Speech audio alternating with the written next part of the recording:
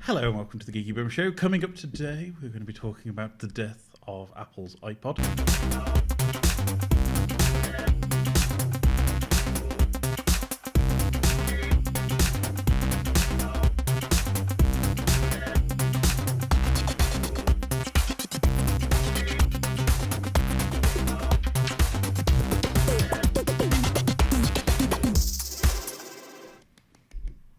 What have you been up to since we last spoke to you?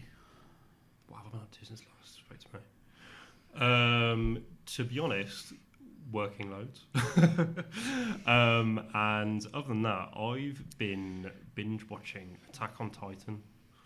So my friend let me use their Crunchyroll, and I watched the first Attack on Titan ages ago. Really loved it, and then never got back to it. And so I've just been binge watching that. So I think the issue with Attack on Titan is it's the new big anime series, so automatically I'm turned off. It's like when you have like a really popular TV show like Game of Thrones and everybody's like watching it and you're like, is it too popular? Can I be asked? Yeah, I mean it's one of the things that the cool anime geeks like to sneer at, but it's popular for a reason. And so far with what I'm watching, it's not had the Game of Thrones issue yet. I mean, I can possibly see it might get to that point, but it's still, as far as animes go, it's quite well structured. It's got a decent story, and the storytelling is good. There's not as many wacky anime tropes as you'd expect in this kind of mainstream anime. So how far you were in? Because there was a big controversy, if I remember, a few years ago where they swapped animation studios halfway through because the old animation studio were doing really good quality stuff. I think it was called MAP. But then they couldn't keep up with the speed of the manga. I've just finished series 2. So I think that might be the turning point. Okay. I'm not very observant though. just so you're aware that the quality of the anime might degrade slightly. Not very observant though. So Yeah. for me it hasn't, but you know, I'm not an anime expert, so Cool. Awesome. Leigh, how about yourself? So I actually had my first cinema visit post-pandemic. What was it? Well, so the very last film that I saw before the pandemic was Sonic the Hedgehog. The very first film I saw post-pandemic was Sonic the Hedgehog 2. Good.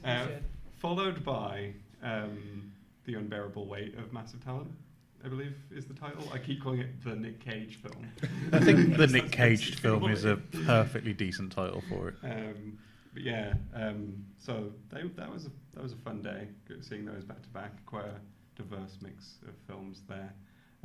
Sonic 2, by adding like additional characters from the Sonic universe, they've kind of made it more of like a fun adventure movie that keeps cutting arbitrarily to a generic romantic comedy that I just couldn't stand. But how many times do they mention Olive Garden, Leigh? Oh god, like 3 or 4 times in like one scene. Did they mention about the unlimited free breadsticks available at Olive Garden? They do not, sadly. Well, see, I've been really excited for that film because for as much as the first film, that Sonic film, was kind of very standard, very average, hit targets, acting was very stale, the humour was quite stale, you could see it was just an intro to something better. It was like watching Star Wars 4, like, you know that there's a lot of build up to what 5 and 6 were actually going to be doing. Yeah. And I feel like that's what Sonic's doing. I don't think we're going to get a second. I think we're going to get a third, a fourth, a fifth. It's going to be Fast and Furious. Yeah. I think it's just... They want to turn it into a cinematic universe. Fast and furious. But yeah, it's got like Tails and Knuckles. Idris Elba as Knuckles is a brilliant casting decision. Ooh. He is having a great time the entire time, you can tell. It is amazing. But yeah, that was. But it's just the endless insistence in like we've got to cut back to James Marsden and the wedding in Hawaii that he's attending, which is completely pointless, and it just I don't know why they need to have that anymore. Because families, parents, they get bored of anything that's fun and youthful. So I've never liked James Marsden since the X-Men movies, when he made Cyclops the most boring character of all time. Cyclops in the comics is is amazing. Is still like your more staid, I'm in charge of this thing. But James Marden's Cyclops was just dull, and I think that's probably why they bumped him off pretty early in the series. Ghost Town, Bull Whistle. Yeah. I don't know. I was expecting Keith to go, I love James Marden. Yeah, Hey, it well, you know. it felt like he was about to express He any was passionate opinion about okay as Cyclops. Cyclops, you know, but you know they were pre-Marvel X-Men's, so they were kind of like just thinly veiled versions of the comics and stuff. Maybe he needs to do the full MCU redemption arc, like Chris Evans and what's his face, the second Johnny Storm. Can't remember it. Not Johnny Storm. Johnny Flame. What was his name? The guy who was in Black Panther as Michael B. Jordan. Michael B. Jordan. Yeah. They both had their MCU redemption arcs. Yeah, And I Ryan suppose- Reynolds, if we have his DC to MCU journey. Yeah, I'm not sure who you'd cast James Marsden in.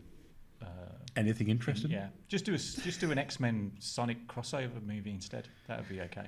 You could do that, but you could have them all dressing up like their kind of Capcom versions. So that would be right. I'd like that. That'd be cool. Awesome. Yeah. But I haven't got to see Sonic yet. So, out of the Even two the films, Leigh, Sonic or Nick Cage as Nick Cage? Nick Cage is Nick Cage. That was such a brilliant movie. Like, all the way through, it kept making me laugh. And I'm just impressed at how much of his career they crammed into one film. Like, everything gets referenced. Like, everything. And I just don't know how they managed to make it all. Like, there's like a whole scene with stunt driving in just so that they can reference Gone in 60 Seconds.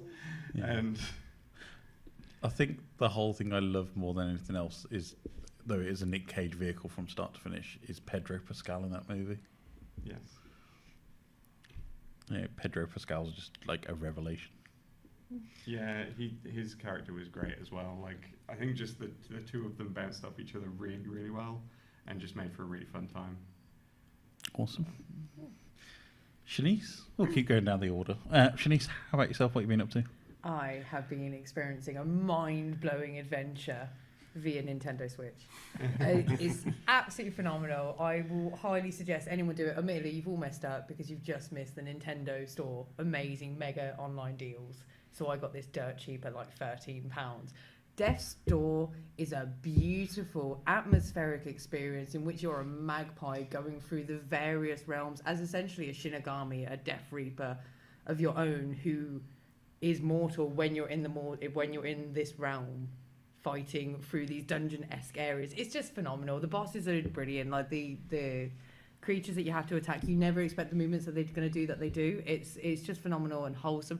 And it's witty. It's very witty. The narrative in it is bloody hilarious. You cut down a sign, and the sign, when you go to read it again, the writing is cut in half. Yeah. That's ridiculous. I also like that when it opens, one of the first characters you meet is like a play on like Paul Blart Mall Cop, whatever it is.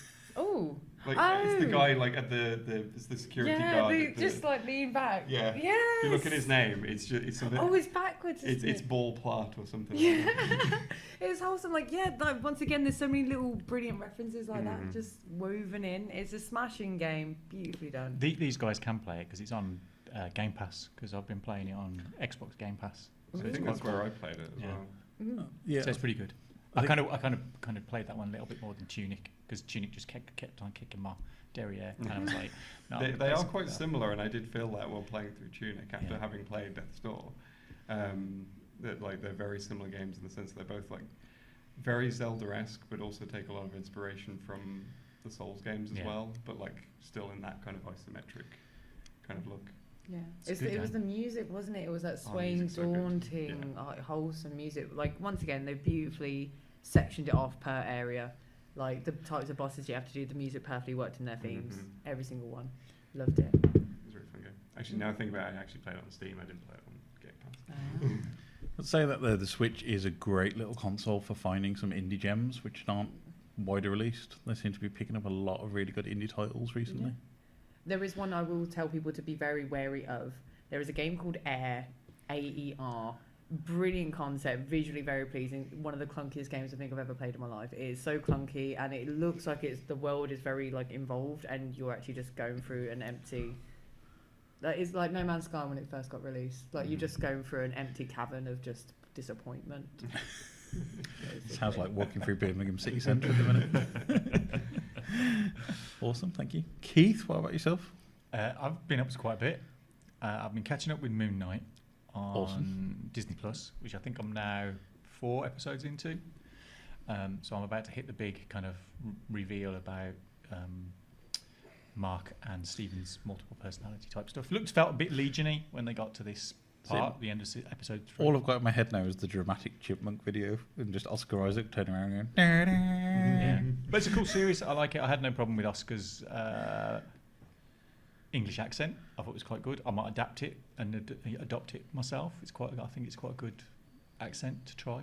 I need to practice. At what point does he demand money from Dracula? He hasn't yet, and he hasn't said Carfax Abbey either, so I'm a bit disappointed with that. But he and Keanu should get together and do a English buddy movie type thing where they both have to do English accents and just bum around the country. will Dick Van Dyke just make a cameo in that? Yeah, as a security guard at the Because museum. literally all I know about Moon Knight is the meme, and I know it's not actually from Moon Knight. Yeah. The demanding money from Dracula, but as far as I'm concerned, in my head, that's who the character is. But it's a good series. It's a cool series. I saw Doctor Strange in the Multiverse of Madness one weekend. You made it sound like you saw him actually in a multiverse. I did. I was there. You know, he popped by for a few seconds whilst traversing multiverses because obviously we are one of the multiverses. Yeah, that was cool. It was good. It was good. It wasn't as good as I was hoping from all the hype in terms of kind of like the meshing of multiple universes and characters appearing. And I didn't think it was quite as Sam Raimi as the previous Spider-Mans that he'd done. I kind of hoped it would be swerving into the kind of dark man territory that he did when he did a superhero movie after Spider-Man, which is pretty good. So if you haven't seen Darkman, go and see it. That's great. And then the following weekend I saw Everything Everywhere All at Once. Not seen, do not spoil. Which is awesome. It's great. And there is one scene in that movie that I think is the greatest movie scene I have seen in 20 years. And it's brilliant. So when people have seen it, they can try and guess which scene it was. But I was like, oh my God, this is just the most amazing and audacious thing I've seen. So now you've It's basically great. told me that it is out and I need to see it. It's awesome. But I kind of like the previous Daniel's work as well, because I really love Swiss Army Man. And if you haven't seen Swiss Army Man, go and see it. Daniel Radcliffe. Swiss Army Man with Daniel Craig would be a revelation. Because the one in Swiss Army Man can act even though he's playing a corpse. Sorry, Daniel, but Craig, you're not that good. Our friends in the north, probably that was you in the year of your career. But Daniel Radcliffe plays a body in that with Paul Dano, who's just been in the Batman, and it's great. And it's the same kind of feel that you have in Everything Everywhere All at Once. It's kind of crazy and wild, but hits you with an emotional gut punch that you don't see coming, and it's a stunning piece of work. And I highly recommend you go and see it. Possibly before Doctor Strange, if you want to see either or, go see Everything Everywhere All at Once. It's awesome. And then I was playing Trek to Yomi, which we looked at in the previous show. That's ace. It's great. It rewards exploration. You can kind of go off track and find additional paths and everything. It's really good. It just looks beautiful, sounds beautiful, plays brilliantly. Does it have that Kurosawa feel? Yeah, definitely. Definitely. Feels like you're playing something like, Seven Samurai or,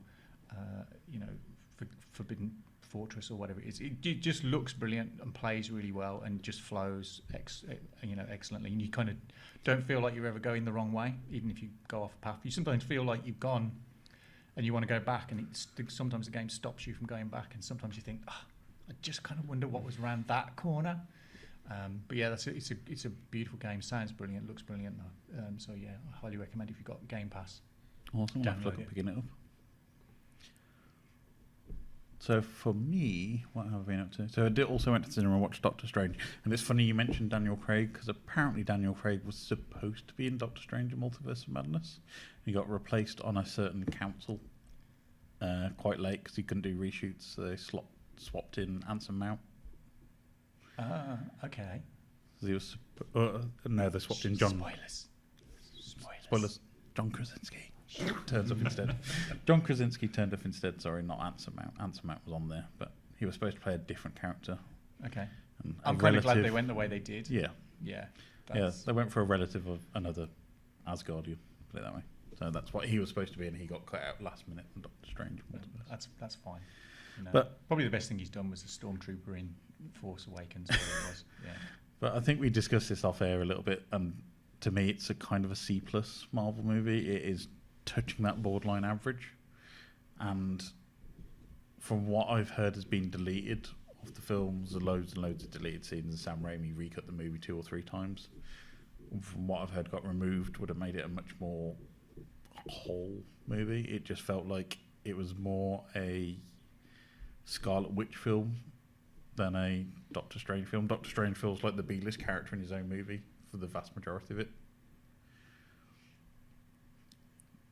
Without giving heavy spoilers. Yeah, kind of plays into his comics thing. Although, yeah, but then Zavi sent me an email saying, "Do you want to buy our knockdown priced Eye of Agamotto set with a sling ring?" And I was like, "I'm almost going to buy this just to get it," but I didn't. I'm still waiting for my black hole figurines from Zavi. I'm calling you out on air right now, Zavi. Where is my Maximilian and my Vincent and my Bob figures? Been waiting far too long for these.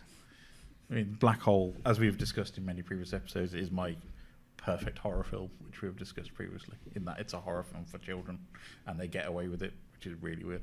But talking of horror films, there's very many Raimi-isms, I think, in Doctor Strange Multiverse of Madness. If you wanted a Raimi movie, there are certain callbacks and styles of things I think are very Sam Raimi that you'd expect in this film, mainly towards the final act.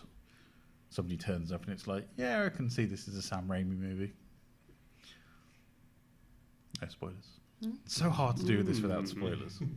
I know not everybody on the panel has seen this film, but it's quite Okay, interesting. for people who've not heard of Sam Raimi, but probably most likely know their films, can you list off a few so we got a better idea? So Sam Raimi's had a varied repertoire of films. So we've had the Evil Dead franchise, Spider-Man's 1, 2 and 3, the Tobey Maguire era of Spider-Man movies, Darkman, as Keith has mentioned, which was his other step into superhero movies, and one of my personal favourites actually is The Quick and the Dead, which was a very early Leonardo DiCaprio vehicle, if I recall correctly, which is cowboys and shooting. Yeah, and you missed out Crime Wave, which he also did, which was kind of like a noir detective type thing. I mean, I also missed out Oz the Great and Powerful, but that was crap, so... Didn't he do Drag Me to Hell as well? Yes. Drag Me to Hell is phenomenal. Yeah, so he does a lot of slapsticky comedy, horror films. That's kind of like he bounces between the two. So it's comedy, horror, superheroes, and bounces between that triangle a lot. Yeah, and any excuse you can have to beat up Bruce Campbell. Oh, yeah. So, which it kind of gets to its ultimate point in Doctor Strange in the Multiverse of Madness. Yeah. So, yeah. Yeah, because you always think about the weirdness with the Evil Dead movies, because Evil Dead 2 is basically Evil Dead 1, but done as a slapstick comedy, basically. So the first one's really serious and really kind of, this is a horror film. And then they just make Evil Dead 2, which is, you might remember this film, but now it has added humour intact. And then Evil Dead 3 is just completely random. Isn't that the medieval? Go back into the medieval time. Medieval Dead, yeah. Yes. But so if you kind of, there will be slapstick and horror elements in Doctor Strange, and I think it works for Doctor Strange's character. Yeah, because also strangely enough, I think as well, Raimi was partly responsible for Hercules and Xena Warrior Princess as part of his Renaissance pictures. Hercules, the legendary version. Yeah, But- so he did a lot of TV between films. Kind of late 90s, early 2000s. He did a lot of TV stuff. Yeah, so but that see gave the Renaissance world pictures. Kevin Sorbo, and we hate Kevin Sorbo now. So Yeah, we don't talk about Kevins anymore. I don't know who's worse, Kevin the Minion or Kevin Sorbo. Anyway, what else have we done? Telly-wise, I have been catching up on something on Netflix, which is completely escaped my head. Oh, Rick and Morty. So I'm like massively behind on Rick and Morty, and Netflix have finally dumped some more episodes on there. So I'm catching up on that. And new series of Love, Death and Robots has just dropped on Netflix, so I'm getting around to watching that over the coming week. So the new one. Yeah. I didn't New think Series it was 3. coming out for a couple of weeks. Okay, that's good. No, that's an exciting experience. Every single episode has been okay. What is your guys' least Love, Death and Robot episodes? Because they're all so amazing. You have to have now just like the shittest one. I can tell you my favourite Love, Death and Robots episode. That's not what I asked. But it helps gauge it. Okay, you go on. What's your favourite? So my favourite is when the yogurt took over. Yep. Which is just insane and makes a great piece of fun. Problem is, the ones that are my least favourite is pretty much most of Series 2, because I just found it not to the same standard, and it kind of, they all melded into one as such. I thought Series 2 was interesting because the animation in Series 2 was beautiful. Like, some of the CGI was absolutely spectacular, but the storytelling was just not there. Not there Agreed. at all. How about yourselves? Ooh. I kind of don't really dig the ones that are just like cutscene. Like Blur Studios. They're style basically, animation, they're basically just like, you know, hyper realistic CGI stuff. Like They tend to be the least interesting story wise as well. Apart from the one where they're in season 1 where he's in the desert and kind of all the fish Snow. kind of things come out. That's Series 2, I think. Yeah. No, I That's- think it's that's series the 1. That's Is it- Travelling You're talking about the psychedelic. Yeah, like having a they're, trip. they're in a car and they park in the desert and then all the crazy kind of like manta rays and stuff fly in the sky. I pretty So much that's watched them all season 1. back to back, so it's probably, I thought it was season 2. And I did quite like the Beautiful one with episode. in the fridge, the kind of the society in That the was fridge. the least. I'd So say. I kinda like that yeah, one. yeah, that was good. I agree. I think that was the worst one. Yeah. Yeah. That snow one though was I know what you say about the hyper realistic, all the caricature style ones, the ones that were Yeah. really stylistic, fantastic. But that snow one was phenomenal. I found the fight scenes in it were wicked. He was beautiful. I've never been so attracted to pixels ever. What about you, Leigh? I genuinely actually don't remember. I've only watched the first season and it's been a while, so I would need to rewatch it all. No, cracking. So I think that they must have realised that the season 2 wasn't quite as good because they have season 3 in the trailer. They've gone back to the well with the 3 robots bit. So I kind of think they've gone, yeah, we know what's working and what's not. So we're going to go back a little bit. Wasn't season 2 much shorter as well, if I remember correctly? Yeah. Yeah, I It's think like it's only 8 about 8 episodes episodes, versus like 16 from series 1. Still good that Netflix are kind of, I mean, then we're putting money into interesting animation projects. Not so much now. They've Well, changed they their just plans. closed their animation studio. Yeah, which is kind of, I mean, it's difficult to find good short form animations anywhere really anymore. You know, so I think Netflix is a good home for that kind of short, Yeah. you know, 15-minute episodic or short form animations, which is kind of good because they do have quite a few. If you search through, they do find quite a few kind of like 20-minute shorts. Yeah, I mean, it's one for a wider discussion at further time, but I think Netflix's problem is they can't pick a horse. It's like they'll do teen drama, they'll do short form animation, and they'll spend money on something like Arcane, and then cancel it after 2 or 3 series. And I think that's the problem, is that's why they're having this issue now, and this identity crisis is they can't decide what they want to produce, so they just produce everything, and then there's not enough money to continue the stuff that people want, and they just cancel it based on algorithm instead of giving it a proper audience.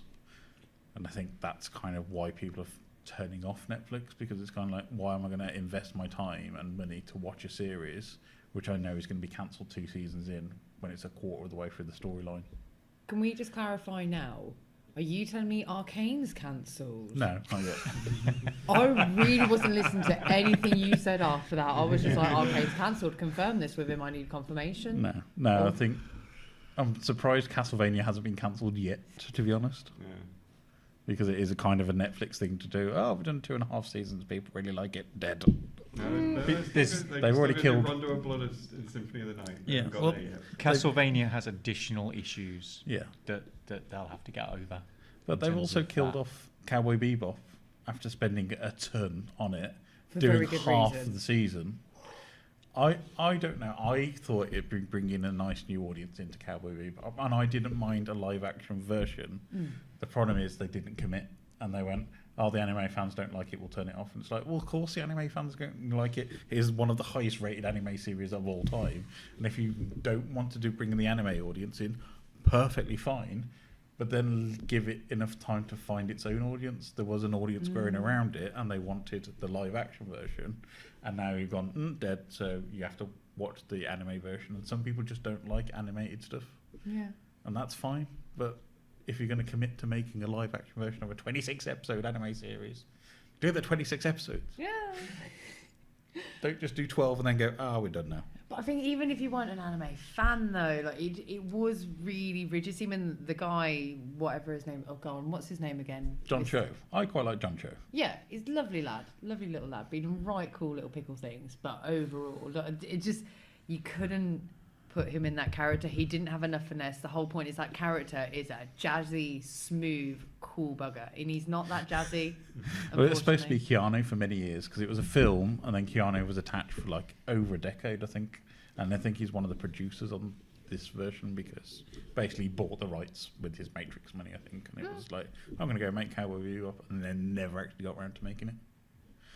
But I think people would have been more annoyed that he would be Spike because, I don't know. It's like, just commit. If you're going to make something, commit. It's like The Expanse.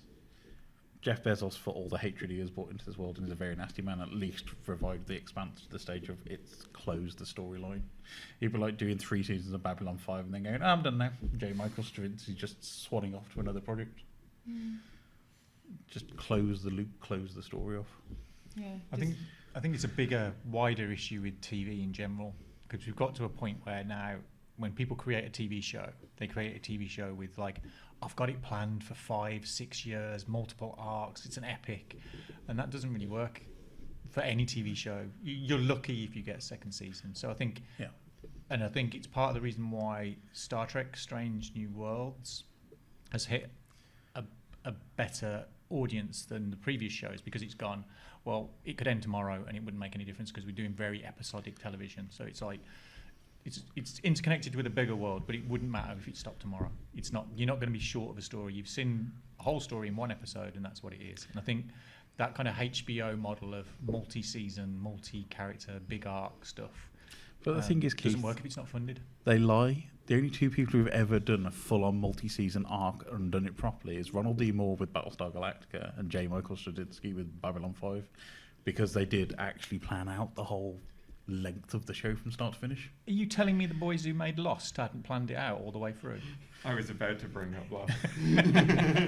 JJ, lens flare, Abrams. Yeah, I mean, you know. I mean, J.J. Abrams, who came up with the series and then handed it off to a different showrunner before he even began. I mean, how many series have we got for that? So we had Lost, we had Fringe. Was that J.J. Abrams? I think so. Yeah, our Fringe was all right, though. Fringe was Yeah. cool. Then there was the other plane crashy show, which I can't remember what it was. When Was that like Fast Forward or something? Yeah. Weird. Yeah. Flashback. Or Flash. something. That could have been Flash forward. Flash forward. We got there. Yeah. But it's a typical thing of J.J. Abrams goes, here is a concept. And I'm gone. Yeah. Flash out. Yeah. Just lens flare. He would have been good as Spike then in Cowboy Bebop. They should have got J.J. Abrams. Yeah. Flow like water. Yeah, that would be funny. Anyway, so I watched Doctor Strange.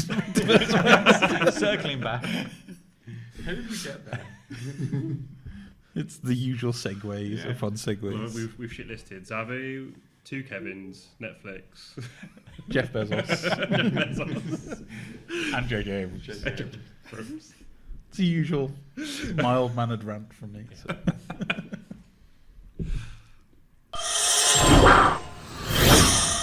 After 20 years and 6 months, it is time to wave goodbye to the best-selling MP3 player of all time, the iPod. Not just one iPod, sorry, it's just the general range of iPods. So it's the iPod Touch is going to be the last iPod, and basically it's been announced that as soon as they're out of stock of that, that's it, discontinued, no more further iPods. So it's kind of almost got to its coming of age 21st birthday, but just thought it's a bit of a shame. It's just something that was so revolutionary, so generational at the time, seems to just been very quietly swept under the rug of dead technology now. So it's kind of, wasn't the first MP3 player, wasn't the best MP3 player by any kind of shakes, but it's kind of the Model T of the MP3 player, which was the first one to be ubiquitous and widely adopted. So I just thought it'd be worth just talking about a bit of our own iPod experiences and how we've enjoyed them over the years. Did you have an iPod? Did you do your usual Kazaa and LimeWire back in the day, getting your MP3s, getting Madonna telling you how naughty you are? Did you get infected by the plague Abandonware? That was that U2 album that got loaded onto everybody's iTunes without asking. Oh, lest we ever forget. Yes. Or as the smartphone kind of replaced it and does a better job. Kind of where I was thinking of. So we'll start off with Leigh. Yes, hello, I have an iPod right here. Yeah, which I brought in because we were going to be talking about it anyway. And I'm honestly surprised that mine still works, but I think this is like my third or something because they just kept dying on me because of just constantly using them all the time. And actually it says on screen right now how many songs. I've got 4,000 songs on this one. I definitely did get involved in the sailing the seven seas of the internet in the early days, but I think like definitely most of what I had on there was like CD rips and things. And this is where I kind of have to point out the iPod made me hate Apple products. And it's because of like iTunes and its terrible inability to rip CDs properly. Like I had to rip them in a different program and then import them into iTunes because doing it directly just never worked. So I'm endlessly having bad issues with the iTunes, but I actually enjoyed the actual iPod, and it's the only Apple product I've ever actually liked. I've used Macs and hated them, so sorry, Keith. It's fine. But yeah, like it's. I definitely noticed when it started phasing out because I think this one, the battery is a bit of a nightmare, and honestly, I'm surprised that it survived the journey to the studio because. There were plenty of times when I was still using it where I would take it out somewhere and before I'd get on the train and the battery would already be dead and it's like, I've just left the house, it's been sitting on the dock in my stereo for like days, why is it now just not working? But then I went into an Apple shop and they were just like, no, we don't do them anymore. This was years ago. Obviously I think by then it had been replaced by the touch, and nowadays it's Spotify off my phone, so there we go. Awesome. Do you think that kind of takes away a little bit from your appreciation of what you're listening to? The fact that you can just find it on a streaming, like a music streaming thing, rather than the effort, like you just said, you hated what you had to mess around with, but my God, did you listen for those albums? Because I saw Eminem on the screen, I wouldn't say that now. But did you not really appreciate it once it was actually on the iPod? Because you had so much effort put into it. It's like putting effort into anything, reading a book over watching a film. Considering how much Spotify keeps crashing these days, I still get that same level of appreciation once I eventually can access something. But no, I get what you're saying. I think I've discovered more because it's all there rather than just having to like download things and having the 30-second clips on Amazon and stuff like that. Like I found that I've listened to a lot more stuff and broadened my tastes. Yeah. So. Yeah. Yeah. Nice. I eventually got to the second generation iPod. I mean, I went from cassette players, still not Sony ones. It was I got a Panasonic. Player isn't an iPod. I got a Panasonic, which I've still got, still uses, still works tapes. Then I went to, I think it was an AIWA MP3 player that didn't have a lot because the iPod was quite an expensive purchase when it first came out. And then I kind of bought a second-hand one off of eBay. Didn't have as many problems as Leigh with ripping because I was just doing it straight through to the Mac on iTunes. So I kind of was able to rip my entire CD collection into iTunes. Not everything went onto the iPod because it wasn't, didn't have massive capacity. But again, it just made it convenient, and also I think it was at the right time when being able to get MP3s of stuff was good, because British record shops, bless them, as good as they are, don't often contain obscure Japanese bands or game soundtracks or whatever it is. So certain avenues meant I could download Zelda soundtracks and soundtracks to crazy Japanese movies and all the kind of rest of that stuff, so I could have that on my devices. And I've kind of stayed within the iPod family. I have had one of the kind of U2 iterations, a red. I've still got several iPods knocking around the house. There's one that's in the studio space that's connected to a dock. There's one in one of the bedrooms that's still connected to a boombox that has CDs in the front and a thing for the iPod in the back. So I kind of loved it. The whole feel, yes, the whole control method was just the best. The screen going from monochrome, kind of Game Boy to begin with, through to the color screens and being able to do cover flow so you could look at your album artwork and everything. I mean, they dallied with some games at one point, which I don't think really ever worked. And then kind of when they got to the touches, adding cameras so you could do videos and stuff. But now my phone is that device. So it's kind of sad that they're going to not keep making them, because there are certain people out there that don't need a phone, particularly younger kids, which is where my kids kind of had iPods. Was you're not having a phone to have your music on, but they still need something to be able to play their tunes through.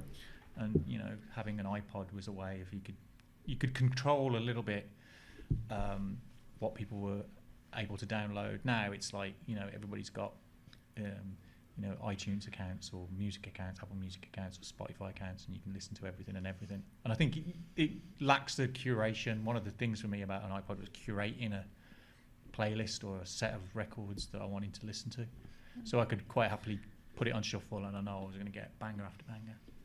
For me, everybody else would probably say, what the hell is this pile of steaming That's why you make audio playlists, garbage. and that's why you still make playlists. Yeah. So yeah, I still get told off for making CDs for people. I'll make a CD and hand it to them, and they're like, "But why though?" And it's like, because there's useful content in this, you Neanderthal. Like, just go use it properly. But playlist always fun. As someone who basically has nothing capable of playing CDs anymore. You're telling me you don't own a single? No, I'm not even going to get in this argument again. I've done it 5 I times specifically this week. bought my PC. I built it without an optical drive. Leigh, sacrilege. don't What you own a about when you car download with a the CD podcast? player? I don't know how well it works. I think it's actually broken. But saying with your problems with your battery on your iPod, you could probably go online and find third-party batteries to be able to. Yeah, but the problem Resurrect is with Apple is that they seal everything. It's not those. To be honest, those iPods aren't that tricky to get into. They seal everything like it's an Egyptian tomb. Yeah, places like iFixit will sell you a kit that you'll be able to pop the back off with a bit of hair drying and a bit of teasing. Yeah, but I can't play Spotify through it. Yeah.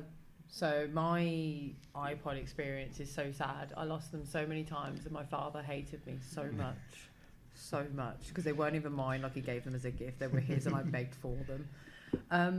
I still remember just watching like anime on like my friend's iPod. You'd be in the little cool like grabby goth kids like area under the tree at school, and you were like, hold on, wait a minute, is that Inuyasha? Have you got Inuyasha on your iPod? And you had like 8 kids behind you just all scribbling for this little screen about the big. That was fun. I loved my music. I felt so independent and so original, and realised that everyone else had downloaded the same things. But it was really good. The thing that made me feel original was downloading all the random mashups, which are probably still all on there. Oh, no way. The collab songs where you've got like Iggy Pop mixed up with like Dolly Parton and such. Notorious B.I.G. and Thomas the Tank Engine is still the ultimate of mashups. I mean, to be honest, anything with Thomas the Tank Engine did 50 Cent in the Club and that kind of thing. Yeah. Bangers. Yeah. It's just the ultimate song. I think they did Without Me as well with Thomas the Tank Engine. But how about yourself, Matt? Yeah, so I originally had like the very cheap MP3 players where you could hold like 10 songs on it, and I thought that was amazing. And then my brother was quite flush once and bought like an iPod Shuffle for me, and that was wicked. And then a couple of years later, he bought the iPod Nano for me, and Shanice will actually remember this. To go to school, I had to take a bus that took like an hour and 45 minutes, and I had to walk another half an hour just to get to school, and then do the Where same did thing. you live, Mordor? No. Matt lived in a beautiful Hobbit-esque place called Yardley Gobian. What on earth is a place the called only Yardley council house Gobian? in that place, yeah, and it had like one bus that came every hour, so I had to get up like the crack of dawn. Do you know right now you're sounding like one of the 4 Yorkshire men? I was just saying. So back in my day, it took me an hour and 45 minutes. Kids don't know you're born.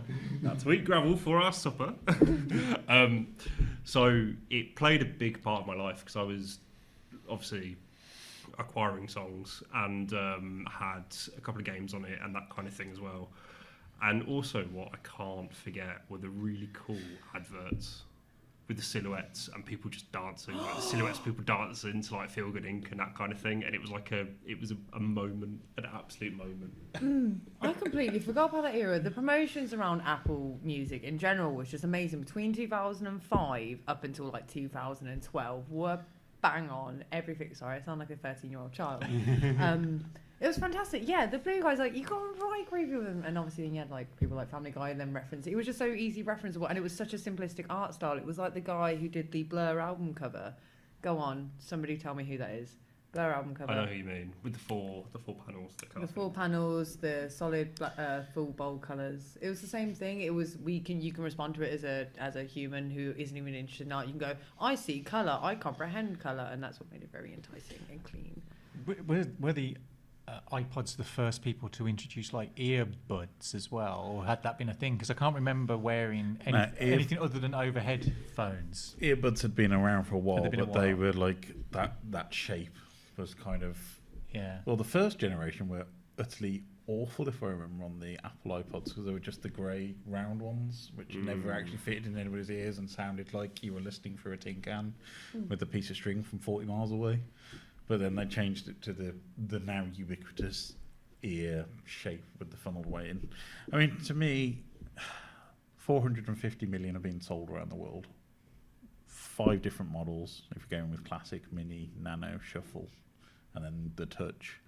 And there's 27 varieties with Monk, so there's 5 models. But that shows the longevity of this thing. And the touch is actually the longest living of them all, which is quite surprising.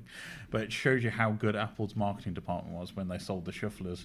Look, it doesn't have a screen. And that's how they sold the shuffle for ages was, oh, you're going to get random music. Just enjoy the randomness of what music you have. But it shows you now, to this day, I mean, we're doing a podcast. The pod name is still there. It's kind of ubiquitous. If you go back 20 years to how the world was, there was a separate individual device for everything you wanted to do. You had a music player, you had a phone, which could ring, do text messages. If it was super fancy, it might do MMS or some very terrible early internet. And you had a camera for taking pictures because your phone didn't have a camera. And it was a very kind of a choice of what you were going to use your device for. And I think we've lost that with a bit of the Swiss Army-ness of a smartphone. It does everything, but it doesn't do everything well. It does them enough that it's fine. I mean, there's a big thing about how the quality of audio in smartphones has actually degraded over the years, because it's kind of, they've worked out what's passable for a video, for an audio call, and that's kind of what you get is the bare level. Same as the DACs, and now they've removed the headphone jack off quite a lot of phones. You have to have the dongle. Why? I mean, the 3.5mm jack has been around for long enough to be, it's there, it's earned its place on any kind of device.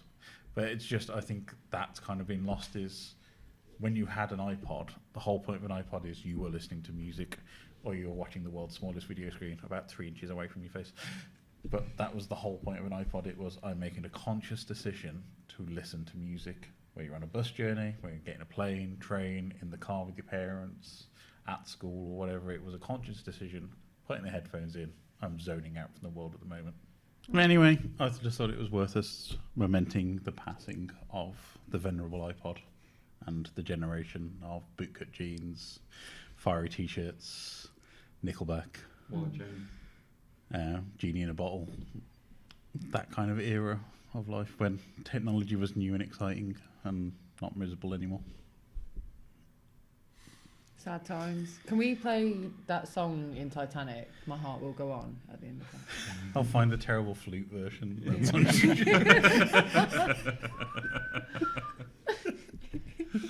But also, nothing beat that clicking sound as you scrolled through. Like, you could play that sound, and I think anyone over the age of 30 will just melt into a puddle of like ecstasy. See, I remember the first generation iPod that didn't even have a click wheel. It had the buttons on the edge. Oh. No, you're too old now. 2.5-inch hard drive inside. But I mean, that's one of the things that we don't really give it enough credit for, the iPod as a device. The fact that it was a hard drive that got slung around like Billy-O, and like, you know, hard drives even now struggle to, you know, if you knock them over sideways, they fail and collapse. So you say that, but that's also a problem with this one. After 55 years of you owning it, Yeah. Leigh. I think it's more of a kind of, you know, I think if iPods fell over, it was more a reflection on people's music choices. It's like, What? Saying something about my Yeah. music choices. I'm not playing. Yeah, so the last thing on this topic, Leigh, can you scroll through and give us Okay. 2 Highlight. random songs Okay. on your iPod? Let's put it on shuffle if it hasn't died. Hang on. Okay, no, here we go. It's fine. Right, let's see what I've got on here. Shuffle songs. Oh, the first thing, funny enough, me mentioning mashups. Snow Patrol versus The Police, Every Car You Chase. So it actually works quite well. Passion Pit, Constant Conversations, Stand the Sack versus Scroobius Pip. Nice. Bit of Scroobius. Classic. Get Back Classic. by the Beatles, Arcade Fire, Lonely Island. I don't know if I can say. In a box. In a box. In a box. In a box. The Killers, David Guetta, King's Convenience, Faithless. So, you know. Yeah, it goes on. Just There are one era. 4,000 songs. Do you want me to go through all? See, So this you was started off strong and then it just went bad. this was the other thing about the iPod. Your status was based on the quality of the music on your iPod. Yeah. I feel like there was some truth there, Matt. You can't deny in school people would ask to look through your bits and your bobs and then just disappointedly walk away, wouldn't they? Yeah, but the thing is, like, when you have like 4,000 songs, there are going to be some peaks and troughs. Yeah. I don't know. Every single mine was all killer, no filler. And that's as far as it's going to scroll because the battery just died. Aw. You need to send it to Mr. Dankpods himself to get it fixed. A very shouty Australian man. If you've not checked out his YouTube channel, I really do recommend Dankpods for everything iPod related and just general music stuff. Time for us to move on.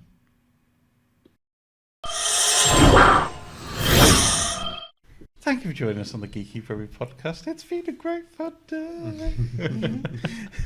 Thank you for joining us this week. We shall be back again soon, but as usual, it is time for me to ask where you can find my co-hosts on their social medias. So starting off with you, Keith, where can we find you online? You can find me on Twitter at hardluck_hotel, and without the underscore on Instagram, and on Wednesdays on the Geeky Brummie Twitter feed and website, posting about the week's comics. Awesome. Shanice, where can we find you online? Cool. You can only find me on Instagram as idolcreep101. Please do not try to find me at my own home. I will shoot you. Leigh, where can we find you? You can find me on YouTube at Bob the Pet Ferret. You can find updates on the channel on Bob the Pet Ferret on Twitter and my personal Twitter at The Cheap Ferret. And Matt, how about yourself? Well, Ryan, you can find me on Twitter at Mr. Matt Level. You can find me on Instagram at matchstick_Matt. Or on a Monday, you can find me tweeting from the Geeky Brummie Twitter handle. And I've resumed my esports update. Awesome. Sports. Sports. And you can find me at Ryan Parish on the Twitters. You can find me at Birmingham Mund on the Twitters. Again, it's just me shouting at MasterChef. And they've changed the format, which has made me very angry. Why must they Did you mess? take the helmet off?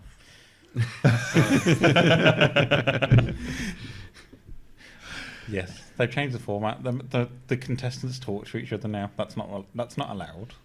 It should be just all about angry people. Are you sure you're watching MasterChef and not Saw? Yes. Okay.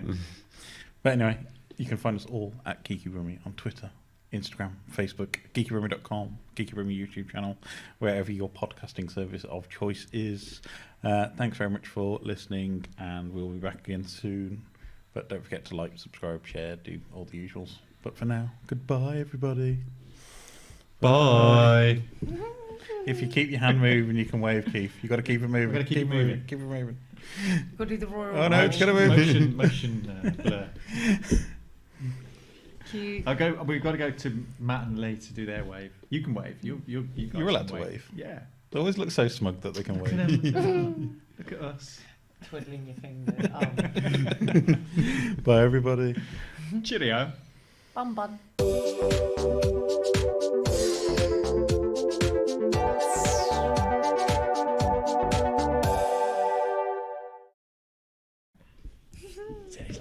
Say no slap.